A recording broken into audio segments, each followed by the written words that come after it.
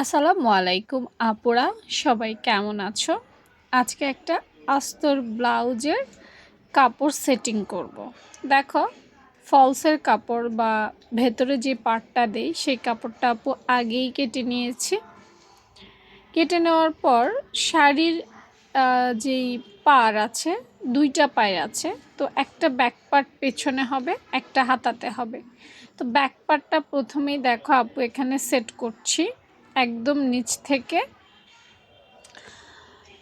অনেকগুলো পিনের প্রয়োজন হয় ডাবল পার্টের ব্লাউজ তৈরি করার ক্ষেত্রে। তা আপুর কাছে পিন ছিল না, পিন ছাড়াও করা যায়, পিন দিলে ভালো, ঠিক আছে। তো দুইটা পেন ছিল, সেজন্য আপু দুইটা দিয়ে সেট করছি। তারপর দেখো সামনের পার্ট খেয়াল করো, আমি উল্টো করে লাগাচ্ছি, অর্থাৎ আমি যে টিকেনের জন্য দাগগুলো দিছি এই দাগগুলো আপু ভিতর দিকে দিছি, কারণ এটা উল্টিয়ে সেলাই করব। সেলাই করার পর উল্টালে কিন্তু এটা সব ফ্রন্ট পার্টেই চলে আসবে। তো যারা সেলাই দেখতে চাও অবশ্যই কমেন্ট সেকশনে জানাইও।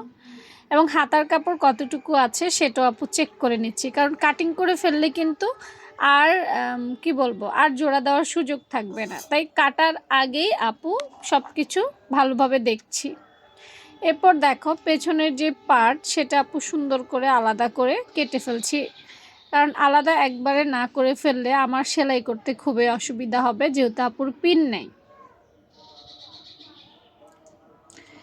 এরপর সামনের পার্টটা, পেছনের পার্টটা হয়ে গেছে, এটা হচ্ছে সামনের পার্ট। এখন যেটা বসাচ্ছি সেটা সামনের পার্ট, এবং পার্টগুলো এমন সমান্তরালভাবে বিছাতে হবে, না হলে কিন্তু ভাঁজ পড়বে, বটে যাবে, ফোলা ভাব আসবে, ঢেউ ভাব আসবে।